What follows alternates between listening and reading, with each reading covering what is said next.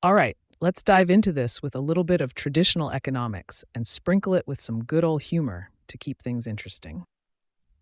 When economists say man is a cold, rational calculator, they are basically saying that people, when making decisions, think like robots calculating the best possible outcome for themselves. Imagine you're playing a super advanced version of The Sims, but instead of you pulling the strings, each sim is autonomously calculating how to get the most simoleons, happiness points, and snacks with the least effort. In more technical terms, they assume we all act in a way that maximizes our benefits while minimizing our costs. If you're thinking, oh yeah, like when I decide whether it's worth it to get out of bed for class, you're spot on. Whether it's how you spend your money, who you date, or how much time you waste on TikTok until 2 a.m., every decision is like solving a mini math problem to maximize your advantage. Now let's bring in a little humor to avoid making this feel like a college lecture at 8 a.m. Think of it like picking the fastest line at a busy coffee shop. You've got 4 lines, and you're trying to analyze which one will get you your caramel macchiato the quickest.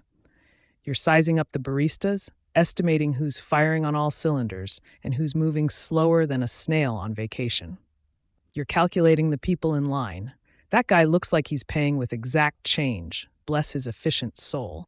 Or, oh no, that lady is holding coupons. Avoid, avoid. The reality, though, is that humans aren't always these perfectly rational beings. In reality, we sometimes make decisions that are completely irrational, like knowing that all-nighters are a bad idea but doing them anyway because future me can deal with the hangover, right? Pro tip, future you is going to be very unhappy with present you. So, while it's handy to think of us as these cold, rational calculators to simplify complex economic theories and predict behaviors in markets, it's essential to sprinkle in a dose of human nature. Because if humans were purely rational, there'd be no such thing as 3 a.m. donut runs, cheesy rom-coms, or the impulse to buy an inflatable dinosaur costume for Halloween. To sum up, the cold, rational calculator concept paints a simplified picture of decision-making. It assumes people weigh all pros and cons logically, like an economist's dream robot.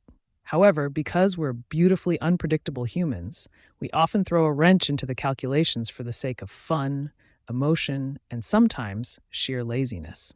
And honestly, where's the fun in always being predictable, right? All right, imagine you're at a massive food court with all sorts of different stalls selling various delicious dishes. You have sushi, burgers, tacos, and even some bizarre fusion food that you're not quite sure your stomach can handle.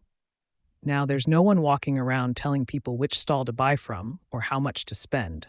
Yet somehow, people end up getting their meals and food stalls managed to keep running. Magic? Nope, that's the invisible hand of the market at play. Okay, let's break it down. The invisible hand is a term coined by the famous economist Adam Smith.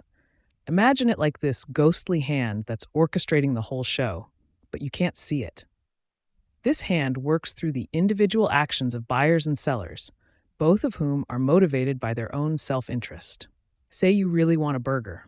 You go to the burger stand, hand over your money, and get your burger. You're happy because you got something tasty, and the burger vendor is happy because they made a profit. But because you chose the burger stand over, say, the sushi stand, you're sending a signal to the market.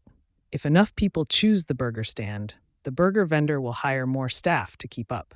If fewer people choose sushi, the sushi vendor might rethink their supply or even their prices. It's like market magic. Everyone's just doing their own thing.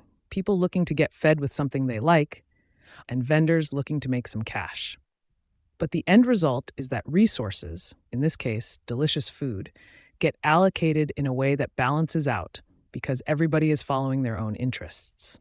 It's almost like that invisible hand gives a high five to all decisions, pushing things towards an order where most people get what they want without someone barking orders or setting rules. Humor time. Imagine if every 18-year-old at that food court wanted to be polite and let everyone else go first. We'd starve. So, a little selfishness, guided by the invisible hand, helps keep the hangry away and the food in our bellies. Bottom line, the invisible hand isn't moving your stuff around when you're not looking. It's simply a way of describing how, in a free market, individual choices can lead to good outcomes for society without needing a grand puppeteer pulling the strings. Just like everyone finds their way to their favorite food stall, markets find a way to bring order out of apparent chaos. A taste of economics with a side of burger logic.